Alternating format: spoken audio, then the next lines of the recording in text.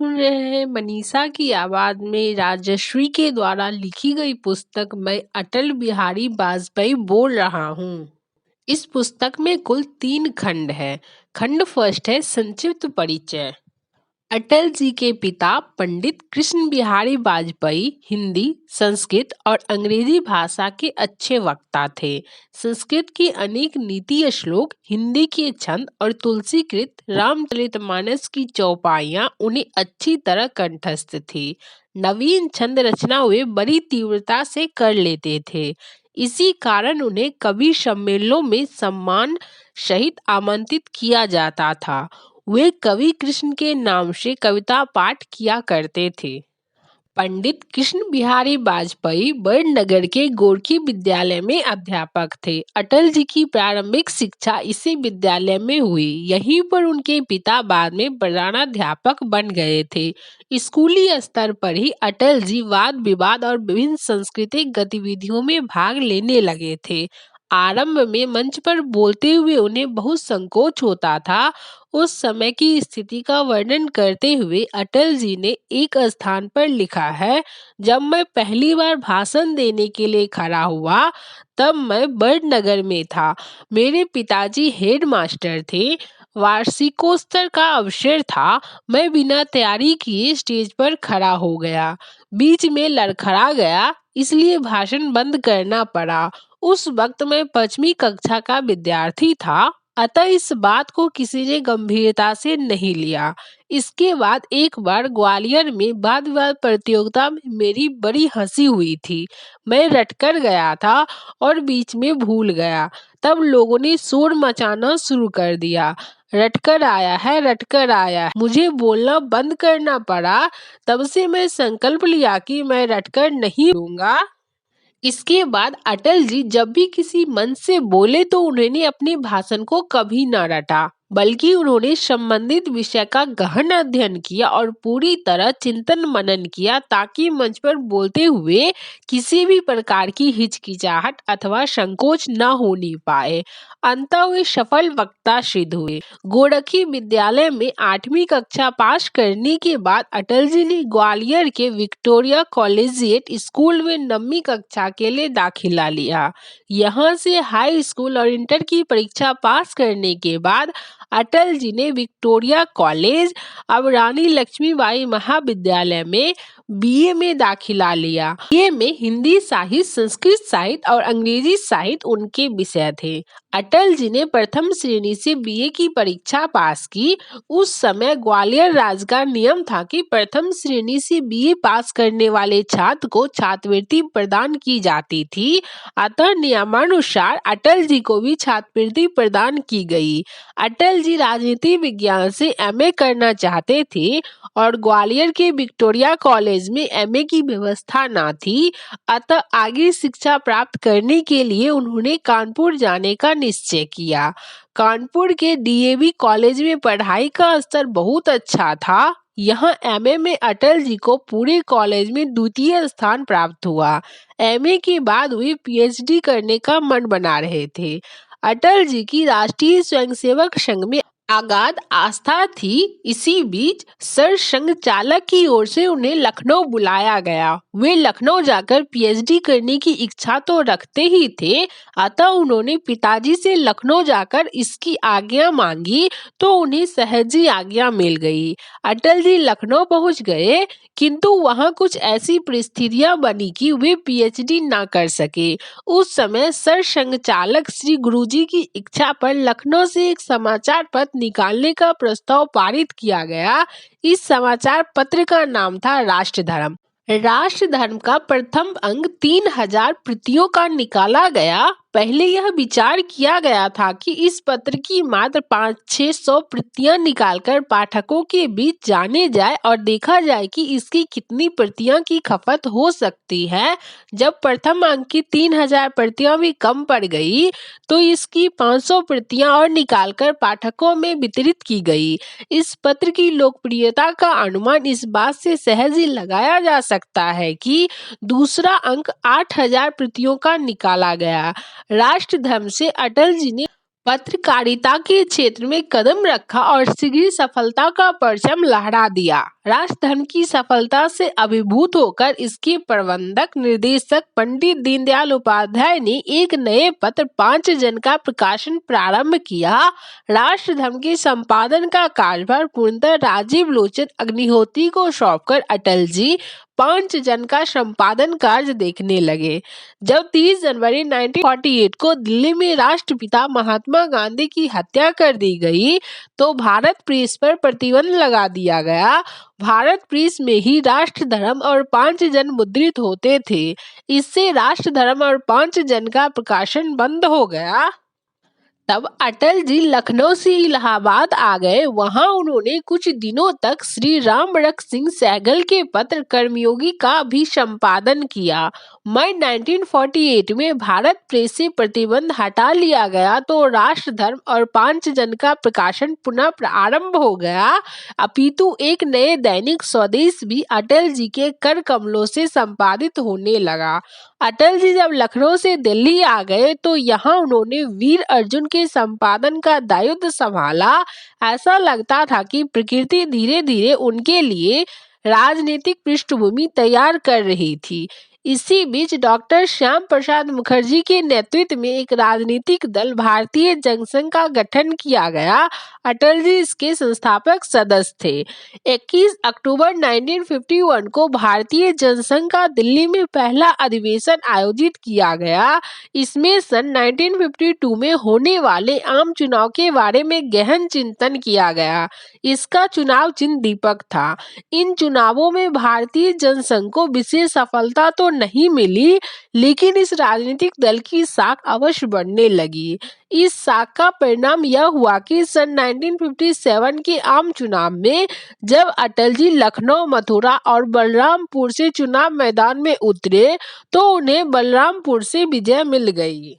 इस चुनाव में भारतीय जनसंघ के कुल मिलाकर 4 सांसद चुने गए थे। ये चारों सांसद पहले कभी किसी विधानसभा के भी सदस्य नहीं रहे, अतः ये चारों संसदीय नियमों एवं परिपाटी से अनुभवहीन ही थे, लेकिन इनमें कुछ कर गुजरने की ललक बहुत अधिक थी। सांसद बन जाने के बाद अटल बिहारी वाजपेयी को अपने प्रिय नेता डॉक्टर श्याम प्रसाद मुखर्जी की बड़ी याद आई, जो निकले थे कश्मीर में अलख जगाने, किंतु 23 जून 1953 को कश्मीर की जेल में मृत पाए गए।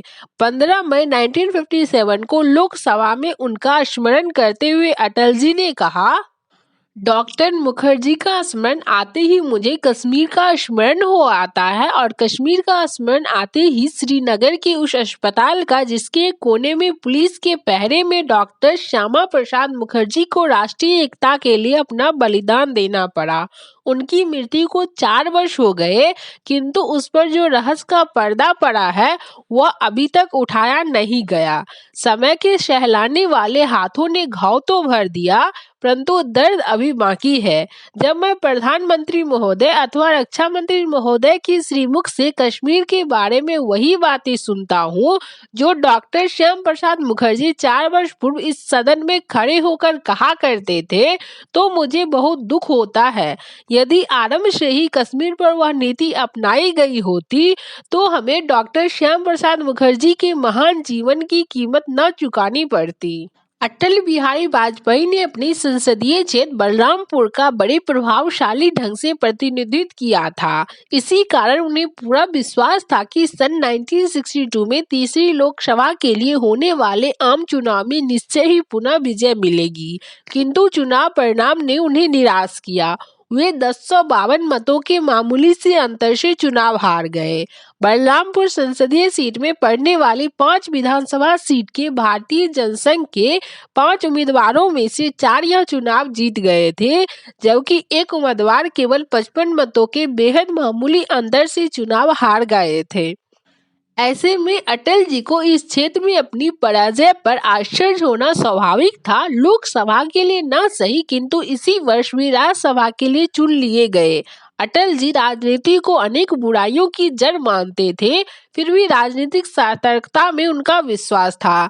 दिसंबर 1963 के नवनीत के अंक में अटल जी ने राजनीति कि रफ्तीली राह नामक लेख लिखा। इसमें अपने उद्गारों को स्पष्ट करते हुए उन्होंने लिखा, मेरी सबसे बड़ी भूल है राजनीति में आना। इच्छा थी कुछ पठन पाठन करूंगा, अध्ययन और अध्यावास की पारिवारिक परंपरा को आगे बढ़ाऊंगा, अतीत से कुछ लूंगा और भविष्य को कुछ दे पाऊंगा, किंतु राजनीति की रफ्तीली राह में कामना तो दूर रहा, गांठ की पूंजी भी गवा बैठा। मन की शांति मर गई, संतोष समाप्त हो गया, एक विचित्र सा खोखलापन मन में भर गया। ममता और करुणा के मानवीय मूल्य मुंह चुराने लगे हैं, क्षणिक अस्थायी बनता जा रहा है, जड़ता को अस्थायित्व मानकर चलने की प्रवृत्ति पनप रही है।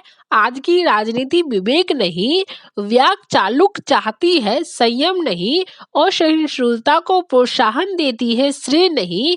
प्रयोग को पीछे पागल है, मतभेद का समादर करना तो दूर, उससे सहन करने की प्रवृत्ति भी विलुप्त होती जा रही है।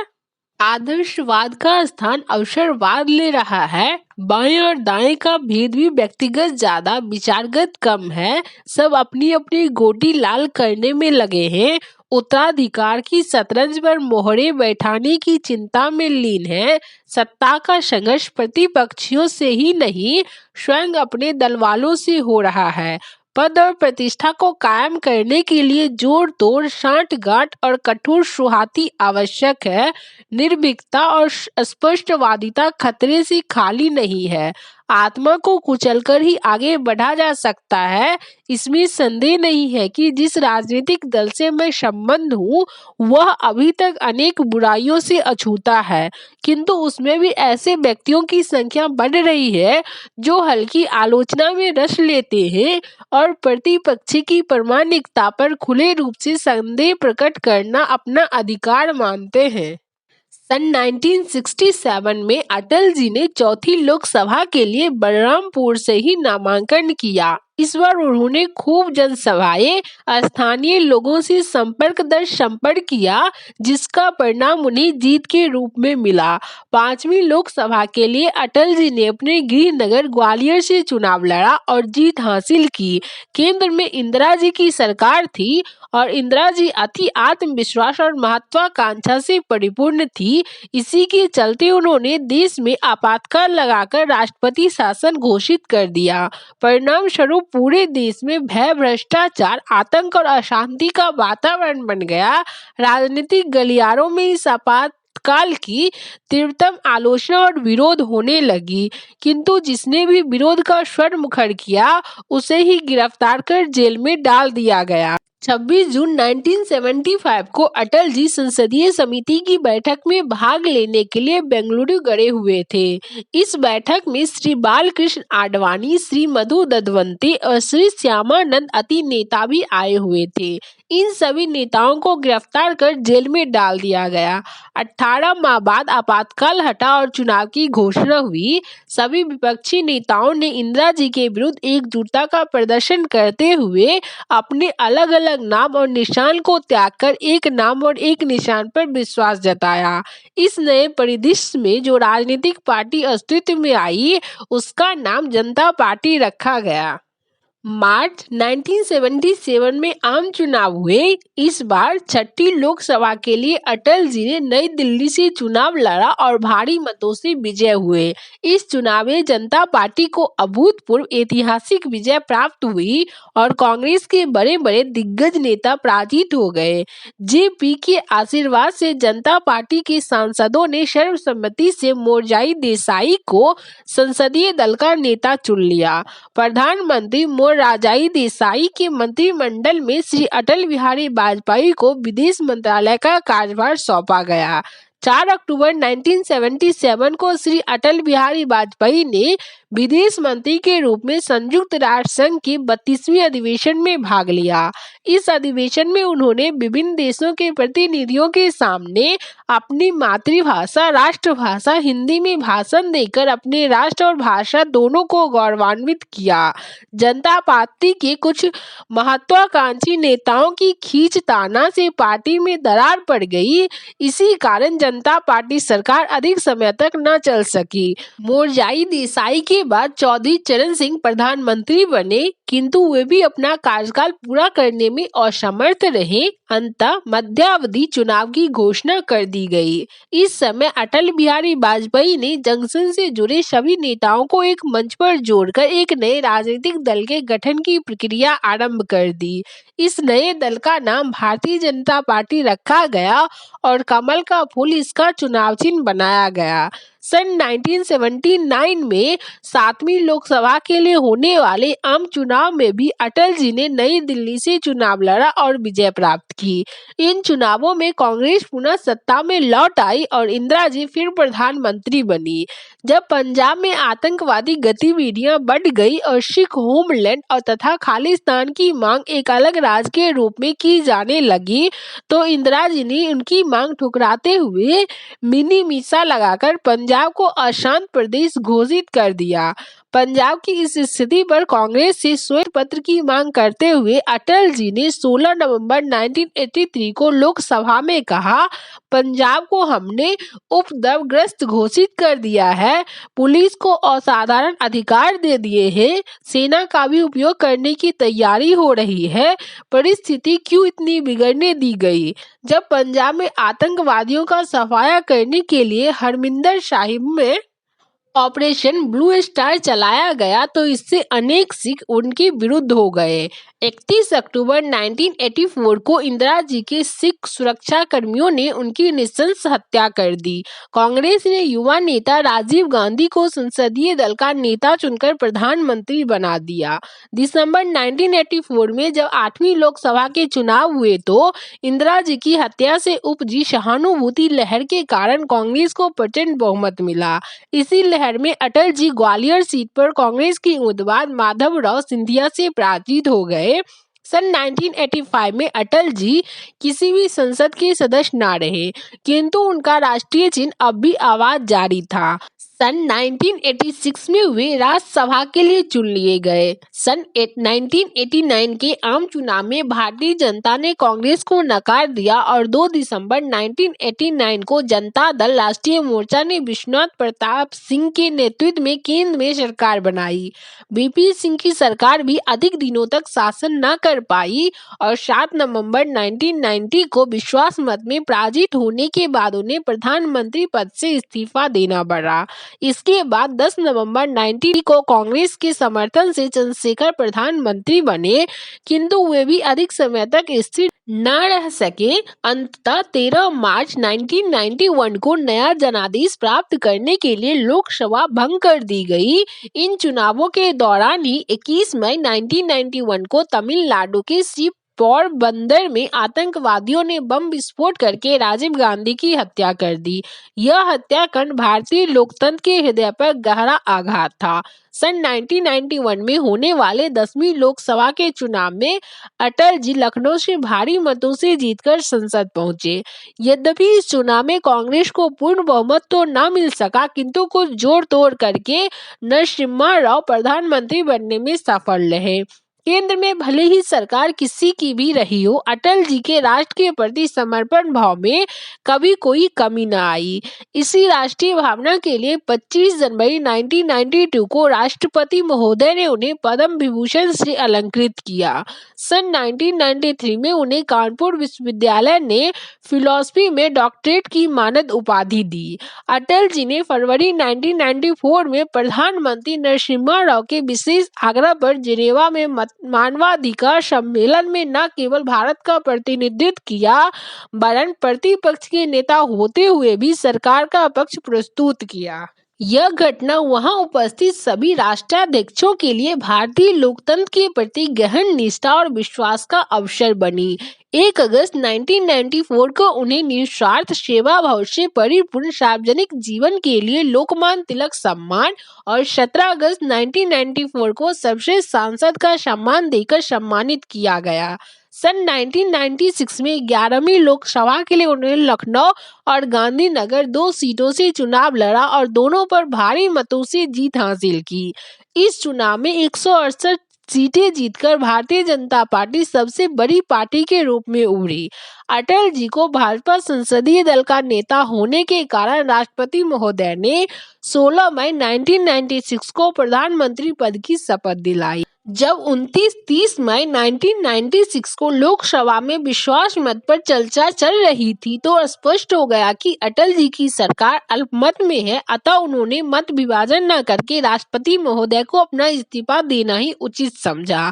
इसके बाद क्रमशः देवगौड़ा और इंद्र कुमार गुजराल प्रधानमंत्री बने, किंतु वो भी अधिक समय तक न टिक सके और मध्यावधि चुनाव की घोषणा करनी पड़ी। इस बार 12वीं लोकसभा के चुनाव परिणाम भी भाजपा के पक्ष में गए, अतः 19 मार्च 1998 को राष्ट्रपति महोदय ने दूसरी बार अटल बिहारी वाजपेयी को प्रधानमंत्री पद की शपथ दिलाई।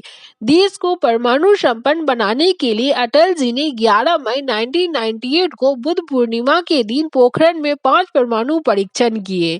अमेरिका और उसके मित्र राष्ट्रों को भारत का परमाणु संपन्न होना रचमात्र भी न सुहाया, अतः उन्होंने भारत पर आर्थिक प्रतिबंध लगा दिया। इधर भारतीय राजनीति ने फिर करवट ली और विपक्षी दलों ने अटल जी को सदन में विश्वास मत हासिल करने की चुनौती दी। विश्वास मत के दौरान उनकी सरकार मात्र एक मत से गिर गई। देश पर अनावश्यक और अनचाहा चुनाव थोप दिया गया। इस वर्ष 1999 में 13वीं लोकसभा के लिए हुई चुनाव में भाजपा और उसके गठबंधन को बहुमत हासिल हो गया। इस प्रकार अटल जी तीसरी बार 13 अक्टूबर 1999 को भारत के प्रधानमंत्री बने। अटल जी ने विभिन्न विचारधारा वाले बहुत से दलों को मिलाकर बने एनडीए की सरकार का सफलतापूर्वक नेतृत्व किया। अक्टूबर 2004 में उनकी सरकार का कार्यकाल पूरा होने वाला था। सन 2003 में 4 राज्यों में हुए विधानसभा चुनाव में भाजपा को 3 राज्यों में भारी बहुमत मिला था। इसी बात को ध्यान में रखते हुए समय से पूर्व ही अप्रैल मई 2004 में 14वीं लोकसभा के लिए चुनावी बिगुल बजा दिया गया। इस चुनाव में अटल जी के विकास कार्यों को देखते हुए अकेले भाजपा को पूर्ण बहुमत मिलने की आशा थी, लेकिन पूरे एनडीए को मिलाकर भी बहुमत न मिल पाया। अटल जी कभी जीत से प्रमादी न हुए और न हार से हताश। जनमत की इस प्रतिकूल स्थिति पर उन्होंने स्पष्ट शब्दों में कहा, हम जनमत का सम्मान करते हैं, हमें जनता से सरकार बनाने का समर्थन नहीं मिला, अतः हम विपक्ष में बैठेंगे और अच्छे विपक्ष की भूमिका निभाएंगे। मेरी पार्टी भले ही हार गई हो, किंतु भारत विजयी हुआ है। श्री अटल बिहारी वाजपेयी अब आयु एवं स्वास्थ्य संबंधी बीमारियों के कारण सार्वजनिक जीवन से दूर हैं। भारतीय राजनीति के इतिहास पुरुष बन चुके अटल जी के बहुमुखी व्यक्तित्व पर प्रकाश डालते हुए राष्ट्रीय सहारा के पत्रकार राकेश आर्य लिखते हैं, पूर्व प्रधानमंत्री अटल बिहारी वाजपेयी लीक से हटकर चलने वाले राजनेता थे, इसलिए वे आंधी में भी अलग चमके, चाहे वह राम मंदिर का मुद्दा हो या पाकिस्तान का। बेबाक वाजपेयी वही बोलते थे जो देश का जनमानस समझता था। संघ से कभी दबे नहीं, पार्टी में कभी झुके नहीं, अमेरिका हो या रूस किसी से डरे नहीं, सबको साथ लेकर चलने की ऐसी कोशिश की भारतीय राजनीति में गठबंधन की राजनीति के इतिहास पुरुष बन गए। राम की आदर्शवादिता, कृष्ण की सम्मोहकता, चाणक्य की चतुर्थयाति, बुद्ध की गंभीरता और विवेकानंद की ओजस्विता से कूट कूट कर भरे वाजपेयी ऐसी करिश्माई नेता रहे जिनसे पार्टी चला करती थी, वे पार्टी से नहीं चलते थे। भाजपा में ही नहीं, विरोधी पार्टी के लोग भी यह मानते हैं कि विशाल व्यक्तित्व, सहज स्वीकार्यता व नैतिक राजनीति के पक्षधर वाजपेयी दुनिया को प्रभावित करने वाले राजनेता रहे। प्रसन्न चित्त रहने वाले वाजपेयी ऐसे विरले नेता हैं जो चुनाव हारने पर न परेशान हुए और सरकार गिर जाने पर न दुखी हुए। सुचिता और नैतिकता का इतना ऊंचा मापदंड कि एक वोट से सरकार गिर गई, लेकिन समझौता नहीं किया। भारत की अनमोल रत्न वाजपेयी जी को भारत सरकार ने उनके 90वें जन्मदिन पर देश का सर्वोच्च नागरिक सम्मान भारत रत्न देने की घोषणा की। उनके साथ ही इस अवसर पर देश के महान शिक्षाविद पंडित मदन मोहन मालवीय को भी उनकी 153वीं जयंती पर यह सम्मान प्रदान करने की घोषणा की गई। कुछ सम्मान ऐसे होते हैं जिन्हें पाकर व्यक्ति सम्मानित होता है, गर्वित होता है, जबकि कुछ व्यक्तित्व ऐसे होते हैं जिन्हें पाकर सम्मान स्वयं सम्मानित होता है। वाजपेयी जी जो ऐसे ही व्यक्तियों में से एक थे। उनका राजनीतिक जीवन भारतीय जनता पार्टी की ही नहीं वरन भारतीय राजनीति की अमूल्य निधि है। वाजपेयी साहब पाकिस्तान में भी चुनाव जीत सकते हैं। पाक प्रधानमंत्री नवाज शरीफ। बहुआयामी व्यक्ति के धने पूर्व प्रधानमंत्री अटल बिहारी वाजपेयी के प्रशंसकों में भारत की जनता यहाँ के पक्ष विपक्ष के नेता ही नहीं वरन भारत के चिर प्रतिद्वंदी माने जाने वाले पाक के प्रधानमंत्री नवाज शरीफ भी रहे हैं। अटल जी को प्रधानमंत्री काल में उनके मीडिया सलाहकार रहे श्री अशोक टंडन जी दैनिक जागरण में एक सच्चे राष्ट्र नायक नामक लेख में वाजपेयी जी की विभिन्न विशेषताओं पर बखूबी प्रकाश डालते हैं। संपूर्ण लेख यहाँ सभार प्रस्तुत है। धोती कुर्ता पहने 28 वर्ष का एक नौजवान 8 मई 1953 को दिल्ली रेलवे स्टेशन पर एक ट्रेन की अनारक्षित बोगी में अपना बिस्तर बंद धकेलने की जिद्दोजहद कर रहा था। यह नजारा भारतीय जनसंघ वर्तमान भारतीय जनता पार्टी के पूर्ववर्ती दल के संस्थापक डॉक्टर श्याम प्रसाद मुखर्जी की रवानगी का था।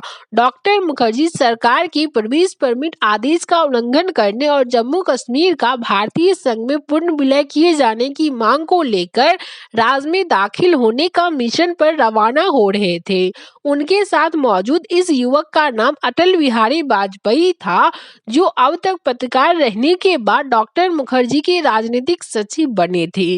डॉक्टर मुखर्जी को 10 मई 1953 को जम्मू कश्मीर सीमा पर उस समय गिरफ्तार कर लिया गया जब वे प्रवेश परमिट लिए बिना राज्य में दाखिल हो रहे थे। उन्हें श्रीनगर जेल ले जाया गया। उन्होंने अपने साथी वाजपेयी को पार्टी के सदस्यों के लिए संदेश और आंदोलन जारी रखने के लिए पैगाम के साथ दिल्ली वापस भेज दिया। उनका कहना था, एक देश में 2 विधान, 2 प्रधान और 2 निशान नहीं चलेगा। डॉक्टर मुखर्जी का श्रीनगर में हिरासत के दौरान रहस्यमय परिस्थितियों में 23 जून 1953 को मौत हो गई और युवा वाजपेयी अपनी वाकफुट भाषण शैली के साथ दर्शक का संदेश देश भर में फैलाने में जुट गए।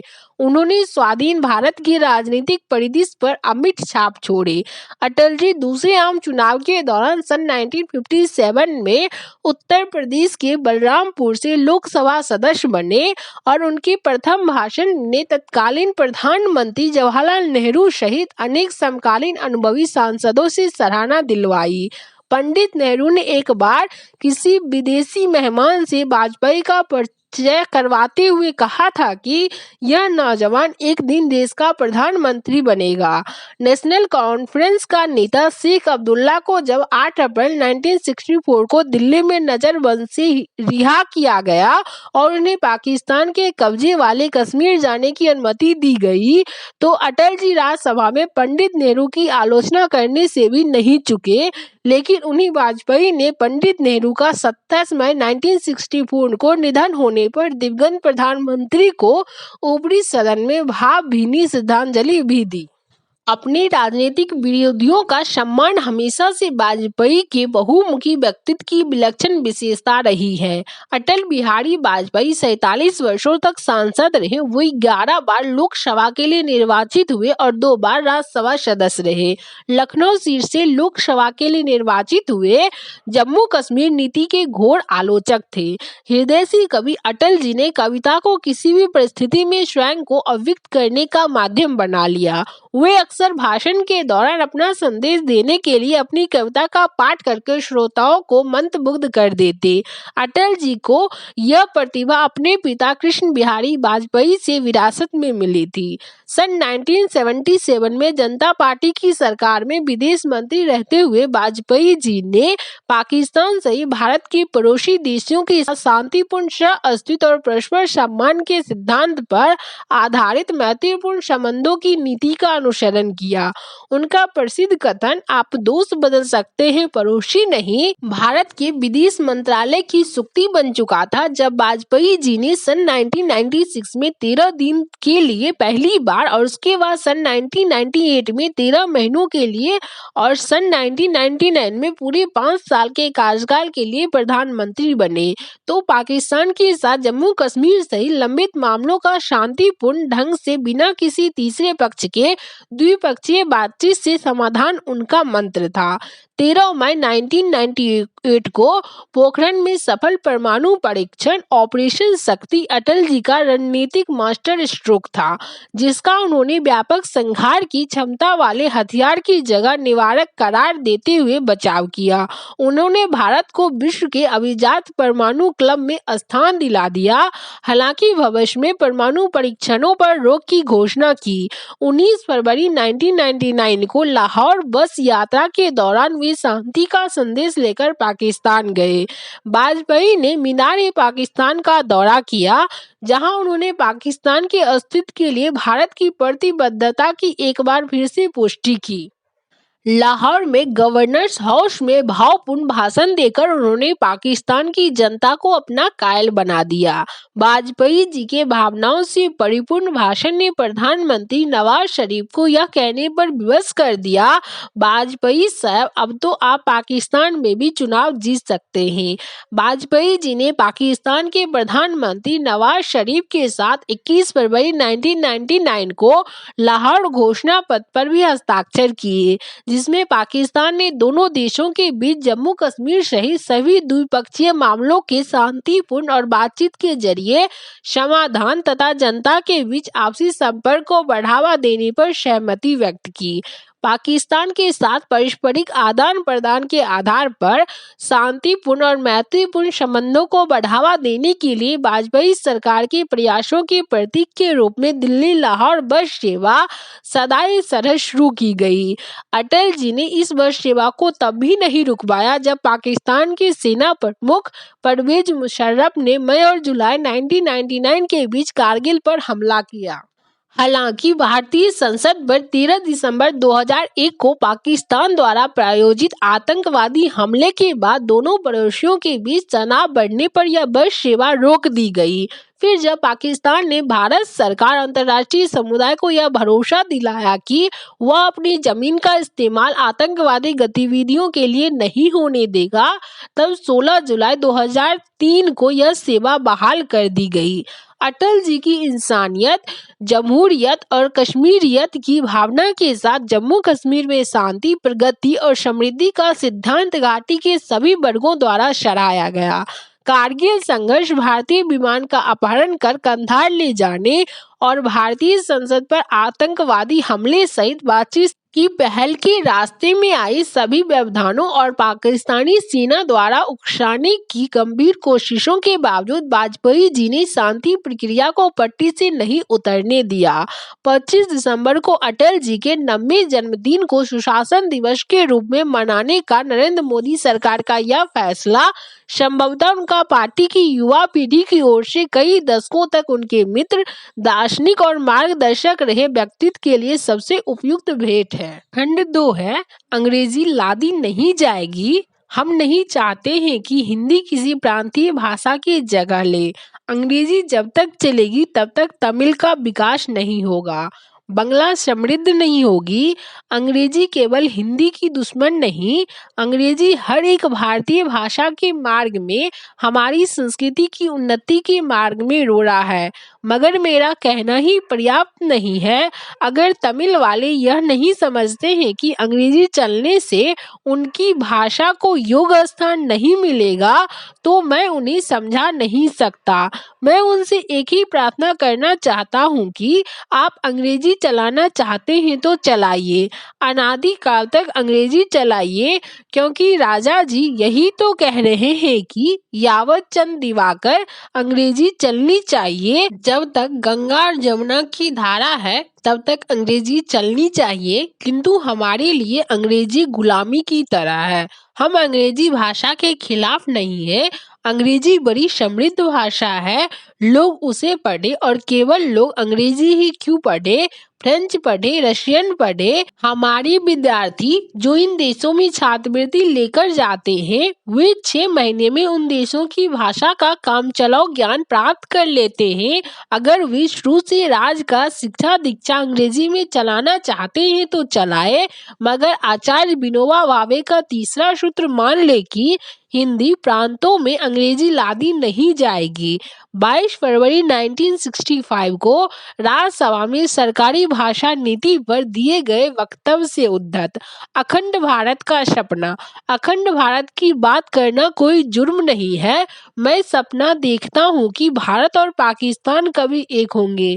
अगर जर्मनी के एक होने का सपना देखा जा सकता है, अगर कोरिया और वियतनाम के एक होने का सपना देखा जा सकता है, तो भारत के एक होने का सपना क्यों नहीं देखा जा सकता है? मगर यह सपना जोर जबरदस्ती से पूरा नहीं होगी। इस सपना को पूरा करने के लिए फौज काम में नहीं लाई जाएगी। यह लड़ाई के जरिए प्राप्त नहीं किया जाएगा। यह हृदय परिवर्तन से होगा। पाकिस्तान की जनता जब चाहेगी तभी यह सपना पूरा होगा। उन्हें किसी के भाषण को संदर्भ से तोड़ मरोड़ कर सदन में पेश नहीं करना चाहिए। मैं वह समय देखता हूं जब भारत और पाकिस्तान के बीच में एक लचीला महासंघ बनेगा और रक्षा की दृष्टि से, यातायात की दृष्टि से और वैदेशिक संबंध की दृष्टि से हम निकट आ जाएंगे। आज तो यह सपना ही है, मगर यथार्थ कितना भी कटु हो, हम सपना देखना तो नहीं छोड़ सकते। जो जय जगत का नारा लगाते हैं, वही अखंड भारत के सपने पर आपत्ति करते हैं। यह मेरी समझ में नहीं आ सकता, लेकिन जब तक पाकिस्तान अलग है, हमें पाकिस्तान के प्रति दृढ़ नीति अपनानी होगी। कमजोर नीति को उदारता नहीं समझा जाता, उसके गलत अर्थ लगाए जाते हैं। 13 फरवरी 1964 को राज्यसभा में राष्ट्रपति के अभिभाषण पर धन्यवाद प्रस्ताव में दिए गए वक्तव्य से उद्धत। असम की समस्या। अगर सचमुच में असम की समस्या को हल करना है, तो वहां सर्वदलीय सरकार का गठन, अगर यह संभव है, तो होना चाहिए। मैं जानता हूं कि सर्वदलीय सरकार बनाना बहुत मुश्किल है, लेकिन असम की परिस्थिति अगर हम विस्फोटक समझते हैं और समझते हैं कि असम के कारण देश की अखंडता और सुरक्षा को भी आंच आ सकती है, तो सारे राजनीतिक दल आपस के विवाद से ऊपर उठकर असम के प्रश्न को एक राष्ट्रीय प्रश्न के रूप में ले सकते हैं और उसके समाधान के लिए अगर सरकार गठन करना संभव हो, तो सर्वदलीय सरकार का गठन कर सकते हैं। 2 फरवरी 1980 को लोकसभा में असम के हालात पर दिए गए वक्तव्य से उद्धत। अखंडता और सुरक्षा के लिए भारत एक महान देश है। हमारी जनता पराक्रमी है। अपने गौरव के लिए यह बहादुर जनता हर संकट का मुकाबला कर सकती है। इसका हमने इतिहास को बार बार परिचय दिया है। मैं अहंकार से नहीं, विनम्रता से, आह्वान अथवा चुनौती के रूप में नहीं, बल्कि आत्मविश्वास से कहना चाहता हूँ कि दुनिया की कोई भी ताकत हमें अपने निर्धारित मार्ग से दूर नहीं कर सकती। राष्ट्र की अखंडता और सुरक्षा के लिए हम बड़ी से बड़ी कुर्बानी देने के लिए तैयार हैं। 15 अगस्त 1998 को लाल किले की प्राचीर से राष्ट्र के नाम दिए गए प्रथम संबोधन से उद्धत। अनाप शनाप मुनाफा बंद हो। सरकार विचार करे कि एग्रीकल्चर प्राइस के लिए जैसा कमीशन बनाया है, क्या इंडस्ट्रियल गुड्स के लिए भी वैसा कमीशन बनाना उचित नहीं होगा?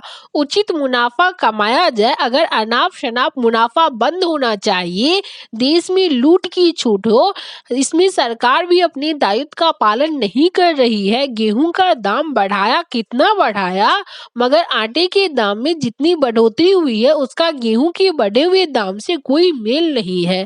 और सरकार भी आटे की जो मिल चलाती है, उनका भी वही हाल है। सरकार कह सकती है कि हमें बाजार भाव से चलाना है, नहीं तो घाटा होगा। घाटा होगा तो एक और कठिनाई पैदा होगी। हम एक ऐसे विषम चक्र में फंस गए हैं जिसका कोई हल नहीं है। मेरा निवेदन है कि किसान को लाभप्रद मूल्य मिलना चाहिए, लेकिन रोजमर्रा के काम में आने वाली उद्योगों में बनी हुई चीजों का दाम उचित हो। मुनाफा तो होना चाहिए, मुनाफे के बिना कोई उद्योग नहीं चल सकता, लेकिन मुनाफा अनाप शनाप नहीं। 7 अगस्त 1990 को राज्यसभा में देश में मूल्यों की स्थिति पर दिए गए वक्तव्य से उद्धत। अंतर्राष्ट्रीय आतंकवाद। मैंने संयुक्त राष्ट्र सभा में दिए गए भाषण में हम सभी के लिए चिंता के 2 प्रमुख मुद्दे पर प्रकाश डाला था। अंतर्राष्ट्रीय आतंकवाद से सब समाज के लिए खतरा तथा समान विकास की चुनौती। लोकतांत्रिक और बहुसांस्कृतिक विकासशील देशों में आतंकवाद तथा विकास एक दूसरे के बिल्कुल विपरीत है। हमें अंतर्राष्ट्रीय और राष्ट्र द्वारा प्रायोजित आतंकवाद की परिभाषा अथवा उसके मूल कारणों पर अस्पष्ट और निरर्थक तर्कों को नकारना होगा। 11 दिसंबर की घटना के बाद आतंकवाद के विरुद्ध बनी अंतर्राष्ट्रीय प्रतिक्रिया का सभी प्रकार के आतंकवाद के एकनिष्ठ होकर समाप्त करने के लिए लाभ उठाना जाना चाहिए। 20 नवंबर 2001 को संसद के दोनों सदनों की संयुक्त बैठक में दिए गए वक्तव्य से उद्धृत अनुच्छेद 370 जम्मू कश्मीर शेष भारत के अधिक निकट आया है। जो महालेखा परीक्षक है वे यहाँ के लेखों की जांच कर सकते हैं। चुनाव आयोग का अधिकार जम्मू कश्मीर राज्य तक विस्तृत हो गया है तथा और भी अनेक सामाजिक सुधार संबंधी कानून जम्मू कश्मीर पर लागू किए जा रहे हैं। लेकिन बाद भी इस बात को भुलाया नहीं जा सकता कि धारा 370 संविधान में मौजूद है और जो अस्थायी अंतरकालीन उपलब्ध है वह जम्मू कश्मीर को शेष भारत से अलग करने का कारण बन गया है। अनुच्छेद 370 में यह उल्लेख किया गया है कि अगर कोई कानून लागू किया जाए तो वह जम्मू कश्मीर के विधान निर्माती परिषद की सलाह से किया जाएगा। संविधान निर्माती परिषद बाद में बनी, उसने भारत में मिलने का फैसला किया, वह जनता का फैसला है और वह फैसला अपरिवर्तनीय है। जम्मू कश्मीर भारत के अभिन्न अंग के रूप में हमारा एक भाग है, लेकिन अनुच्छेद 370 में कोई परिवर्तन नहीं किया गया। मैं चाहता हूं कि यह परिवर्तन किया जाए। 19 नवंबर 1971 को लोकसभा में अनुच्छेद 370 की समाप्ति के लिए दिए गए वक्तव्य से उद्धृत अनिवासी भारतीय ने जहां वे बसे हैं उन देशों की अर्थव्यवस्था को मजबूती दी है। अब उन्हें भारत की अर्थव्यवस्था को भी मजबूत करने का अवसर मिला है। हमने अब रेसिडेंट इंडिया बॉन्ड्स निकाले हैं। दुनिया भर में बसे और निवासी भारतीय इस अवसर का लाभ उठा रहे हैं। अभी तक इस योजना में 5,000 करोड़ रुपए विदेशी मुद्रा के रूप में आए हैं। मुझे विश्वास है कि अनिवासी भारतीय और भी इसका लाभ उठाएंगे। 15 अगस्त 1998 को लाल किले की प्राचीर से राष्ट्र के नाम दिए गए प्रथम संबोधन से उद्धृत अविश्वास का राष्ट्रीय संकट आज किसी एक वर्ग का सवाल नहीं, किसी एक दल का सवाल नहीं है, बल्कि बुनियादी सवाल है कि इस बढ़ते हुए अविश्वास के राष्ट्रीय संकट को कैसे दूर किया जाए। हिंदू और मुसलमान, हिंदू और सिख, सवर्ण और परिगणित जातियों के लोग, वनवासी और मैदानी इलाकों के लोग, सत्ता पक्ष और प्रतिपक्ष, इनके बीच की बढ़ती दरार को कैसे रोका जाए। गृह मंत्रालय पे गृह की जिम्मेदारी है। बिना अपने घर को ठीक किए हम आर्थिक प्रगति में तेजी नहीं ला सकते और न विश्व में अपना सम्मान ही बनाए रख सकते हैं। अभी तक जिन बातों को लेकर गृह कलह होती थी, अब उनसे गृह दाह की नौबत आ गई है। 11 अप्रैल 1983 को लोकसभा में गृह मंत्रालय के अनुदान मांगों पर दिए गए वक्तव्य से उद्धृत अन्नदाता सुखी भव। एक समय था जब देश सोने की चिड़िया कहा जाता था। बाद में स्थिति बिगड़ी और हम गरीब राष्ट्रों में गिने जाने लगे। गत कुछ वर्षों में हमारे किसानों और खेतिहर मजदूरों ने कड़ी मेहनत करके देश को खाद्यान्न उत्पादन में आत्मनिर्भर बना दिया है। भूखे पेट कोई सेना नहीं लड़ सकती, भूखा देश चैन की नींद नहीं सो सकता। हमारे किसान मजदूर भाइयों ने देश को अनाज में आत्मनिर्भर बनाकर अपनी अन्नदाता की उपाधि सार्थक की है। मैं तो भगवान से केवल इतनी ही प्रार्थना कर सकता हूँ कि अन्नदाता सुखी भव। 15 अगस्त 1998 को लाल किले की प्राचीर से राष्ट्र के नाम दिए गए प्रथम संबोधन से उद्धृत अस्पृश्यता एक कलंक, छुआछूत एक पाप है, छुआछूत एक अभिशाप है और अस्पृश्यता एक कलंक है। जब तक यह कलंक हमारे माथे से नहीं मिटेगा, हम इस दुनिया के सामने सिर ऊंचा करके खड़े नहीं हो सकते। मैं नहीं समझता कि हिंदू शास्त्र कहते हैं कि अस्पृश्यता चलनी चाहिए। अगर शास्त्रों की कोई ऐसी व्याख्या हुई है तो वह गलत व्याख्या हुई है और हम उसे मानने के लिए तैयार नहीं हैं। मैं एक कदम आगे जाकर यह भी करने को तैयार हूँ कि कल अगर परमात्मा आ जाए और कहे कि छुआछूत मानो, तो मैं ऐसे परमात्मा को मानने के लिए तैयार नहीं हूँ। अगर मैं जानता हूँ कि परमात्मा ऐसा नहीं कर सकता और जो परमात्मा के भक्त बनते हैं उनको भी ऐसी बात नहीं कहनी चाहिए। 31 मार्च 1969 को लोकसभा में गृह मंत्रालय की अनुदान मांगों के अवसर पर दिए गए वक्तव्य से उद्धत। अस्पृश्यता उन्मूलन।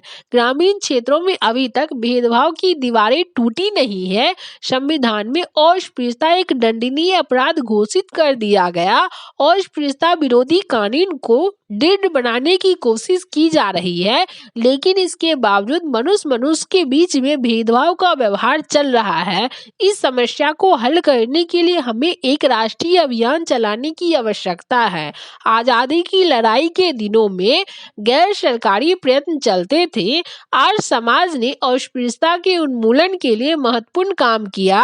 महात्मा गांधी के नेतृत्व में रचनात्मक कार्यक्रम के द्वारा इस दीवार को गिराने, इस खाई को पाटने की कोशिश की गई, लेकिन एक बार सत्ता हाथ में आ गई तो गैर सरकारी प्रयत्न बंद हो गए। समाज की आत्मा को झकझोर जगाने और सवर्णों को इस बात का प्रायश्चित करने की प्रेरणा देने के लिए अब गैर सरकारी आधार पर कोई प्रयत्न नहीं हो रहा है। यह प्रयत्न करना आवश्यक है।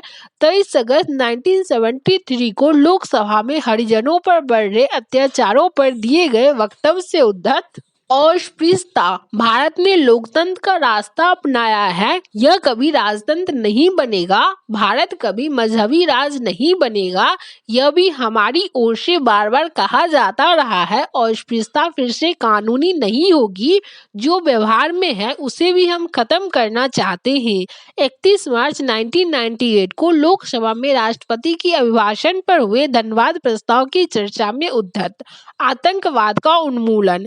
मैं फिर से उस बात को दोहराना चाहता हूँ कि आतंकवाद का उन्मूलन आवश्यक है। उसमें सारे सदन का सहयोग आपको मिलेगा और मिलता है, लेकिन जिस तरह से आप आतंकवाद का उन्मूलन कर रहे हैं, कहीं उससे नए आतंकवादी तो तैयार नहीं हो रहे हैं। अगर लोगों के मन में यह भाव पैदा होगा और पलेगा कि उनके साथ ज्यादती हो रही है, कि उन्हें पुलिस की दया पर छोड़ दिया गया है, कि वे निर्दोष है या दोषी है, इसकी चिंता किए बिना उन्हें कटघरे में खड़ा किया जाता है, कि उन्हें संदेह की नजर से देखा जाता है, तो आतंकवाद को अलग थलग करने और आतंकवादियों के खिलाफ शीर्ष समाज का सहयोग प्राप्त करने का आपका उद्देश्य कैसे प्राप्त होगा।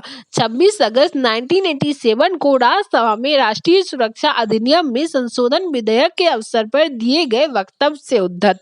आतंकवाद की विभीषिका। मैं विस्तारित संयुक्त राष्ट्र सुरक्षा परिषद में अस्थायी सदस्यता के लिए भारत की उम्मीदवारी को रूस के लगातार समर्थन का स्वागत करता हूँ। इस क्षेत्र में एक दशक से अधिक समय से हम जो बड़े खतरे झेल रहे हैं, उनमें से एक है अंतर्राष्ट्रीय आतंकवाद की विभीषिका, धार्मिक उन्माद, ड्रग परिवहन और नार्को उग्रवाद तथा अलगाववाद। ये खतरे किसी सीमा को नहीं मानते और सभी को प्रभावित करते हैं। आतंकवाद को कभी भी राष्ट्रीय नीति का अंग बनने की अनुमति नहीं दी जा सकती। अंतर्राष्ट्रीय समुदाय को सामूहिक प्रयासों के जरिए इन खतरों से निपटने के उपाय खोजने चाहिए। 4 अक्टूबर 2000 को संसद के दोनों सदनों की संयुक्त बैठक में दिए गए वक्तव्य से उद्धत। आतंकवादी क्रांतिकारी नहीं। क्या आतंकवाद में नैतिक बल नहीं होगा? अगर वह परिवर्तन का पुरोधा है और अगर वह नई व्यवस्था को लाने वाला बनना चाहता है, तो उसमें यह नैतिक बल होना चाहिए। लेकिन आतंकवादी मारे मारे फिर रहे हैं, भागे भागे फिर रहे हैं। क्यों नहीं वे सारे देश के सामने और सारी दुनिया के सामने आकर कहते हैं कि हाँ, हमने यह विध्वंस किया था और इस विध्वंस के ये कारण है। शायद वे भी अपने मन में समझते हैं कि जो कुछ उन्होंने किया ठीक नहीं किया, इसलिए एक पर्दा डालना चाहते हैं, जन भावनाओं का शोषण करना चाहते हैं।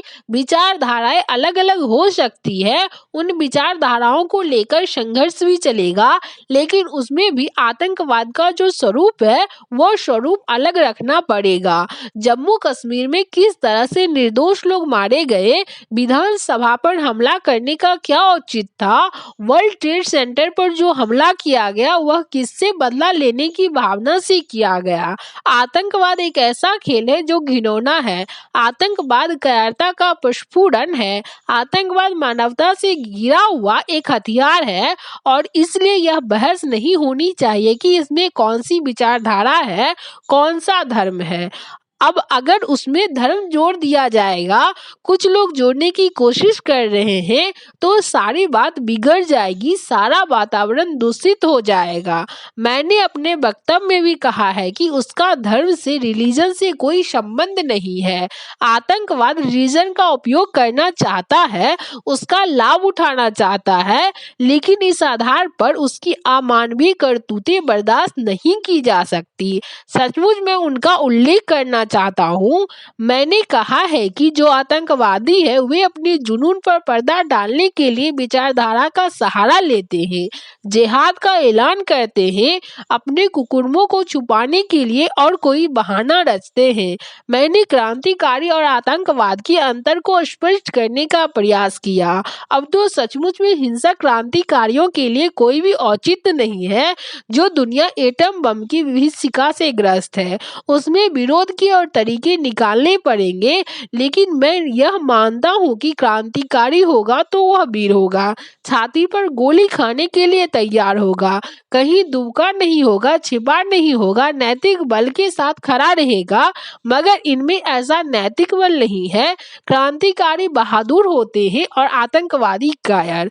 27 नवंबर 2001 को राज्यसभा में चर्चा के दौरान दिए गए एक वक्तव्य से उद्धत आपसी सहयोग के प्रति वचनबद्ध दक्षिण एशिया क्षेत्र का सबसे बड़ा देश होने के नाते हम इस क्षेत्र की सभी देशों के साथ आपसी समझबूझ और सहयोग बनाए रखने के प्रति वचनबद्ध रहे हैं। हम अपने पड़ोसियों के साथ मैत्रीपूर्ण और सकारात्मक संबंधों को व्यापक और गहरा बनाने की नीति का लगातार अनुसरण कर रहे हैं। 29 जून 2000 को पुर्तगाल के राष्ट्रपति द्वारा आयोजित मध्याह्न भोज के अवसर पर दिए गए वक्तव्य से उद्धत आधारभूत बात में परिवर्तन नहीं। आर्थिक या सुरक्षा के मामले में हम किसी के दबाव में नहीं आएंगे। जो निर्णय होंगे हमारे अपने निर्णय होंगे, देश के हित में होंगे और इस निर्णय में आप सबकी भागीदारी हो, यह मैं चाहता हूँ। मैं मानता हूँ कि विदेश नीति कोई जड़ नीति नहीं हो सकती, गतिहीन नीति नहीं हो सकती। परिस्थिति बदलती है, जो उसके अनुरूप अपने को उसे ढालना पड़ता है, लेकिन जो आधार उसमें कोई परिवर्तन नहीं होगा, यह मैं विश्वास दिलाना चाहता हूँ। 31 मार्च 1998 को लोकसभा में राष्ट्रपति के अभिभाषण पर हुए धन्यवाद प्रस्ताव की चर्चा में उद्धत आणविक शस्त्रों की दौड़। हम चाहते हैं संसार में शस्त्रों की दौड़ रुके, शस्त्र घटे, विशेषकर आणविक शस्त्रों का निरस्त्रीकरण आगे बढ़े। हमारे पड़ोस में क्या हो रहा है केवल उस नहीं है, दुनिया में और भी देश हैं जो अणु क्लब में शामिल हो रहे हैं या शामिल हो गए हैं। हमने सही फैसला किया है कि हम नॉन प्रोलिफरेशन ट्रीटी पर हस्ताक्षर नहीं करेंगे। वह संधि भेदभाव मूलक है, लेकिन अगर आणविक शस्त्रों की दौड़ चलती रही, नए नए देश उस दौड़ में शामिल होते रहेंगे, तो फिर भारत जैसे लोकतंत्रवादी देश को, जहां अंतिम फैसला जनता करती है, अपने सभी रास्ते खोलकर रखने पड़ेंगे। 8 अप्रैल 1981 को लोकसभा में रक्षा मंत्रालय की अनुदान मांगों पर दिए गए वक्तव्य से उद्धत आम सहमति आवश्यक। यह इतना बड़ा देश है, प्राचीन देश है, इतनी बड़ी जनसंख्या और इतनी विविधताएं हैं, तो क्या यह देश बिना आम सहमति के चल सकता है, आगे बढ़ सकता है? नहीं बढ़ सकता। मुद्दों पर मतभेद होंगे और मतभेद लेकर हम जनता के बीच में जाते हैं। चुनाव हो गए, अब हम क्या करें, किसको जनादेश मिला, इस पर बहस हो रही है। कल भी कहा था कि यदि कोई जनादेश का दावा कर सकता है तो हम कर सकते हैं। मैंने कहा था यदि कोई कर सकता है, तो मैं यह नहीं कहा था कि हमें जनादेश मिल गया, आपकी अब जरूरत नहीं है, इसका सवाल ही पैदा नहीं होता। यदि स्पष्ट बहुमत मिलता तब भी, और मैं तो यहाँ तक जाने के लिए तैयार हूँ कि यदि 2/3 बहुमत मिल जाए तब भी इस देश को आम सहमति के आधार पर चलना पड़ेगा। जिनके हाथ में पहले सत्ता थी वे भी चलाते रहे। यह व्यवघात कब पड़ा उसमें मैं जाना नहीं चाहता, लेकिन व्यवघात पड़ा। वह सिलसिला चलता रहना चाहिए, वह सिलसिला आगे बढ़ना चाहिए और सहयोग के वातावरण में देश की समस्याओं को सुलझाने का प्रयास होना चाहिए। यह प्रस्ताव मैं लगातार करता रहूंगा।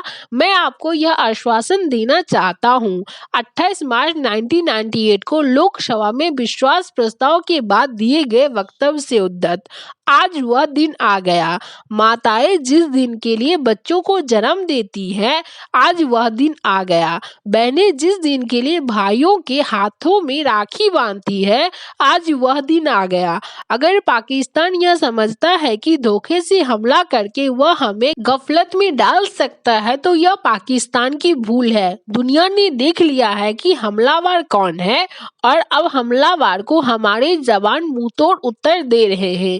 4 दिसंबर 1971 को लोकसभा में संकट काल की घोषणा पर ध्यानाकर्षण प्रस्ताव पर दिए गए वक्तव्य से उद्धत।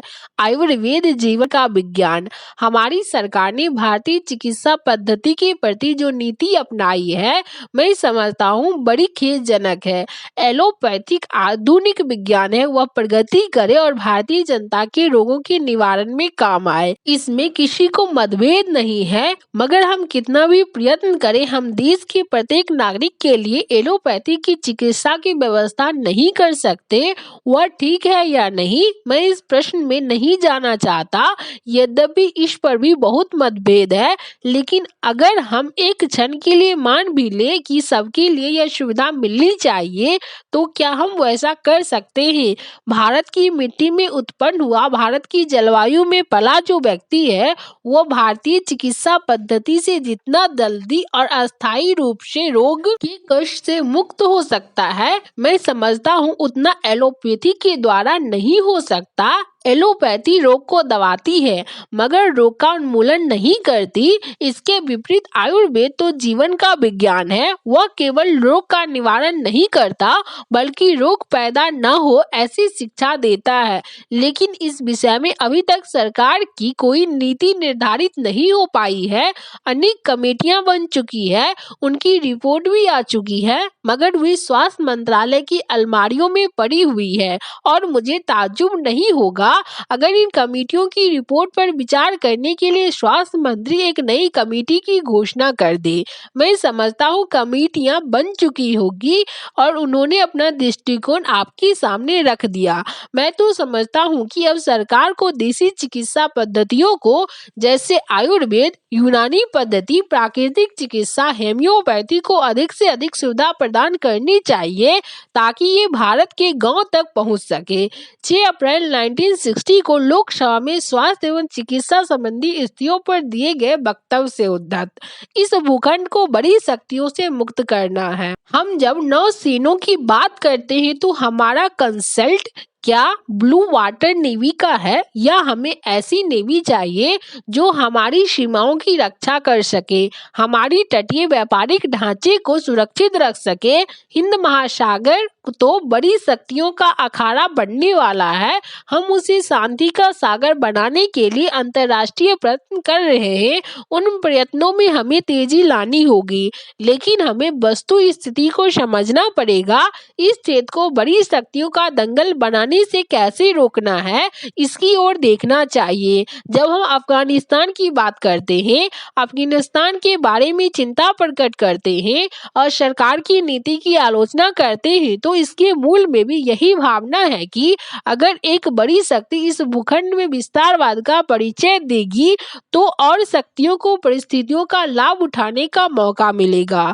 हमें इस भूखंड को बड़ी शक्तियों के प्रभाव से मुक्त रखना है।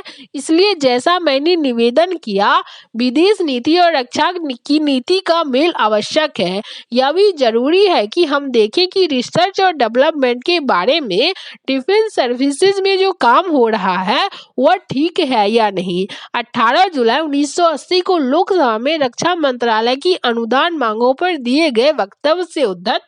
इस संकट की घड़ी में आज मैं पार्टी की ओर से बोलने को तैयार नहीं हूँ। अब तो सारा देश एक पार्टी है। राजनीति के मतभेद बुलाकर छोटी छोटी चीजों को ताक पर रखकर सारे देश को कंधे से कंधा लगाकर और कदम से कदम कर विजय की आगे बढ़ना होगा। यह संघर्ष जितने बलिदान की मांग करेगा वे बलिदान दिए जाएंगे।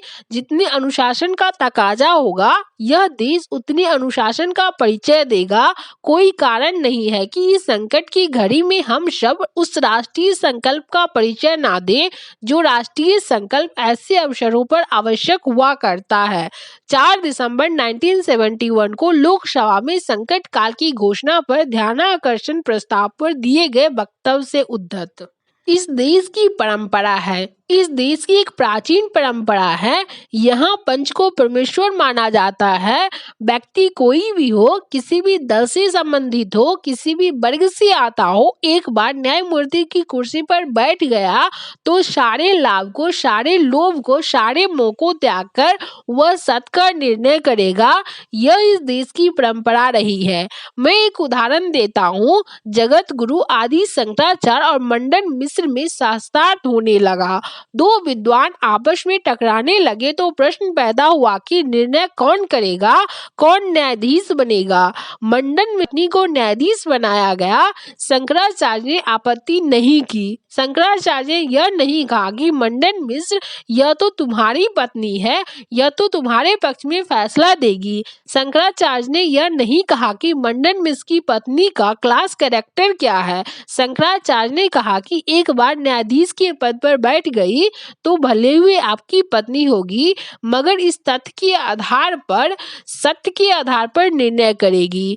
यह इस देश की परंपरा रही है। 4 मई 1973 को लोकसभा में मुख्य न्यायाधीश की नियुक्ति के मामले में दिए गए वक्तव्य से उद्धृत। आप सुन रहे थे राजस्वी के द्वारा लिखी गई पुस्तक मैं अटल बिहारी वाजपेयी बोल रहा हूँ। इस पुस्तक के कुछ भाग को आपने इस वीडियो में सुना होगा, बचे हुए भाग को आप अगले वीडियो में सुनेंगे। वीडियो पसंद आए तो लाइक, शेयर एंड सब्सक्राइब करें।